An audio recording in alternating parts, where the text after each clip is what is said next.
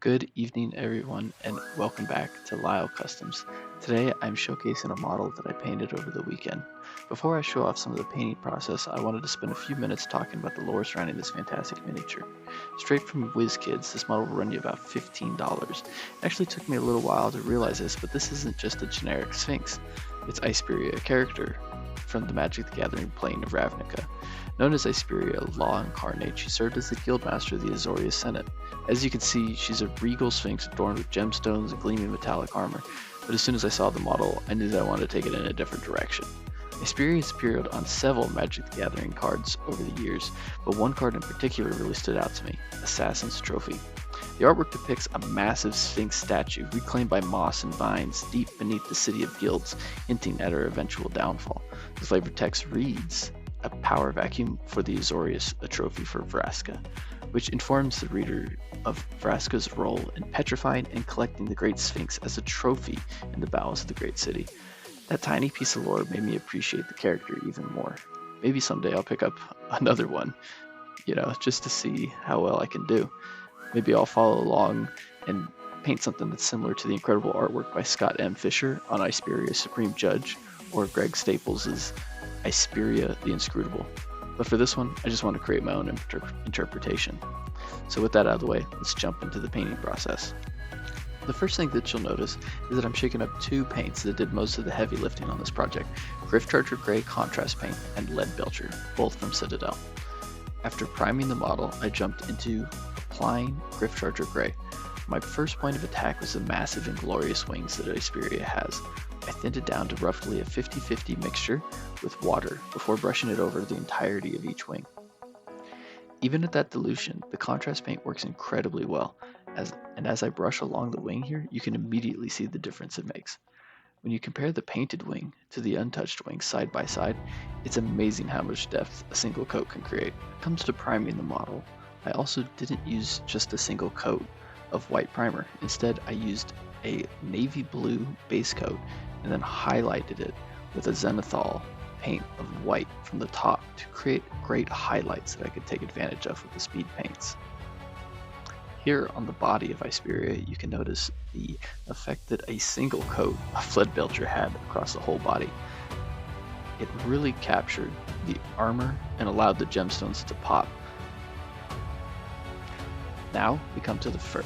Here, I reach for the Black Templar Contrast Paint by Citadel. This paint is so wonderful to work with, and it flowed into the sculpt amazingly well. It instantly created the deep shadows that I was looking for and captured the fur fantastic. The trickiest part was working around the large armored plates on the legs. Black Templar paint loves to creep into those gaps, so anytime I accidentally stained the armor, I had to go back over it with a little bit of Lead Belcher, and it's an easy fix. It just gets a little annoying on all four legs. Once the Gryph-Charger had dried on the wings and the fur, I plugged the wings back into their sockets and began to slowly create small scratches of Fenrisian gray across each feather. This is another paint by Citadel. Slowly but surely, I went across each feather with a single small stroke of this light bluish gray. It was such a good detail, and it felt good to instantly create a more realistic texture across each feather. I did not record it, but then I went back even more with white just to highlight another step further. It really added to the overall highlight and brightness of the wings, making them pop further. Next up, we have the gemstones. Because of that bright zenithal highlight underneath, I simply only had to take a good scoop of Flesh Tear's red contrast paint and run it across the face of each gem, and they immediately started to glow against the silver armor. At this point, the miniature really started to become my own interpretation. It just wasn't some simple copy of a box art, and that was really, really cool, and probably one of my favorite parts of this hobby. And if I spilled any of the red Flesh Tears across the armor, I didn't have to panic. I just used a little bit of the damp brush, scoop it up, and take a small coat of that Lead Belcher right across the top to sharpen everything right back up. Once the Flesh Tears was all dried up, I took a little bit of Dragon Red and Titanium White and slowly created small layers on top of the gemstone. This brightened them up and created a nice highlight. It is a strategy that I've seen many painters on YouTube try, and I think for my first attempt I didn't do too bad. Unfortunately, I forgot to capture this part on video, so next time I'm doing gemstones, I'll try to show you guys. So Anyway, once the gemstones were done and the armor was washed with Nuln Oil, the final step was to paint the rim of the base in one of my favorite colors, Abyssal Blue by the Army Painter. All in all, this model was super fun to paint.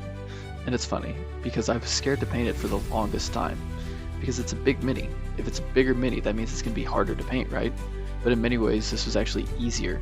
Mistakes were not microscopic and unforgivable, but rather the ability to put details like the feathers on the wings or highlight the gemstones was incredibly easily.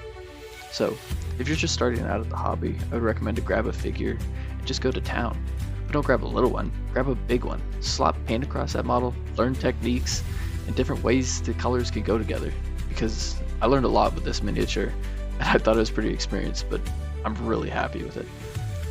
So, without further ado, I present to you Nadira, the Queen of Eurolon. And thank you for watching, because this was a great mini. I learned a lot, and I had a great time. Stay tuned, subscribe, like, follow, and I can't wait to do the next one.